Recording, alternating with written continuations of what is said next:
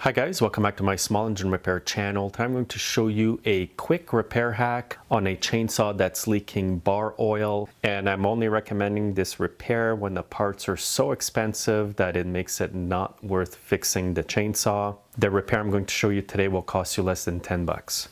I've got a Stihl MS 260 chainsaw here. You can see that it's bleeding a lot of oil there. Now the oil is coming out right here. What's happened is the chainsaw's been bumped or hit with something. Now to buy the parts to repair this would be more than actually buying a new chainsaw by the time you pay a shop to repair it. And that's why I want to show you this repair today, because it's cheap. In some cases it works very, very well. And here's a close view of the affected area. This part here is supposed to be flush with this side of the crankcase. So it's got a huge indent. The oil is coming out right here. And by the way, the MS 260 is a pro saw. That's why it's all metal here. Now what I'm going to use is my drill with a wire brush. I'm using a brass wire brush. And what I'll be doing is cleaning off all the paint here and the oil, and then I'll wipe it off with some methyl hydrate. Now when you use power tools like this, make sure to wear safety glasses. The stuff flies all over the place and it can easily get in your eyes. So I'm going to clean an area of about 1/2 inch on each side here.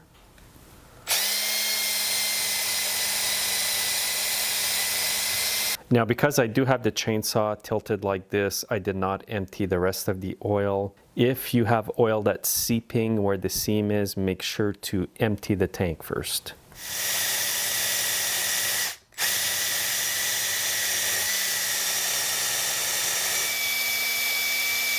And if you see a lot of paint flying like you're seeing right now, it's not a bad idea to wear a mask like this or an N95 if you can still find them in your area. Now if you don't have a drill and a wire brush like this, you can use a hand wire brush, and you can also use some emery sandpaper as well. Now the next step is very crucial. I'm going to clean it with methyl hydrate. So I'm just going to put it on a rag here. Now this stuff is very flammable. Be extremely careful. You want to make sure that any oil residue is wiped off. And this stuff dries very quickly as well. Now you will see that where the wire brush was used on the chainsaw here, that it's quite rough. And that's exactly what you want, because this will help the glue that I'm putting on to stick on there better. Now some of you guys may have already figured out the glue I'm going to be using today, and if you have, it's a JB Weld. It's awesome stuff. I've used it for similar repairs before. I've even used it to repair crankcases on Tecumseh engines, on snowblowers. So if you prep it properly like I did, there should not be any issues with this repair. So now I'm going to mix my glue. And I'll mix it with equal parts. Now it's probably a bit more glue than I need, but I'd rather be safe than sorry.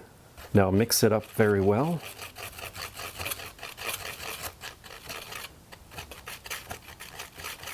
And I'm going to apply a nice thick layer.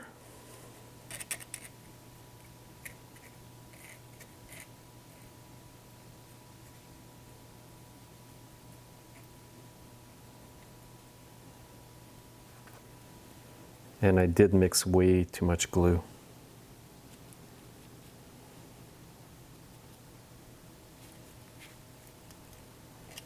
What I do with the JB Weld is I put on a nice thick amount. I dip my finger in some water here.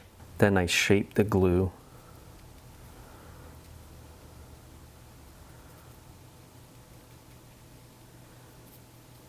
Just having your finger wet makes the glue not stick to it. It does not affect the glue at all.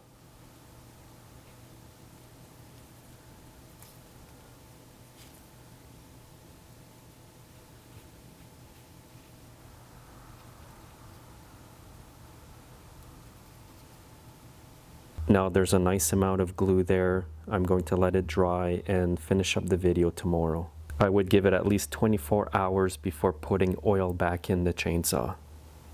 So I've let the glue dry for about 24 hours on this chainsaw. I'll show you right now how hard that glue is. After that, I'm going to put some oil back in it and show you if it's leaking or not. Now, hopefully it's a good seal and the saw can still be used that way. And here it is. It's pretty hard and it's nice and smooth. It doesn't look pretty, but in this case, there's not really much choice in the matter. So I'll fill it up with oil here.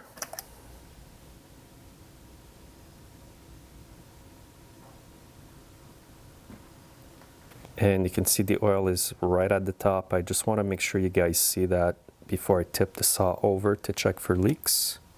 So I put the saw up like this. I'll let it sit for quite a few hours and then I'll videotape it again to show you the results. Okay, so I've had it sitting for a few hours. Let's flip it over. And there's no oil. There's no leaks whatsoever, and that's great. Now remember that the oil tank on this saw is not pressurized. That's why you can get away with using this epoxy glue on here. If you were using this on a pressurized engine, it may not work as well. But in this case, as long as they don't bang the glue or break it off, it should be good like this for a very, very long time. And it's a cheap way to revive a saw that otherwise would not be worth fixing, and all for under 10 bucks. So I hope this video helps you if ever you come into the same situation. Please comment below if you've ever come across this and how you fixed it. I'm always eager to hear different ways or different methods that people use to fix that problem. Thanks again for watching. Make sure you're subscribed and that you're following me on Facebook, Twitter, and Instagram. Have a great day.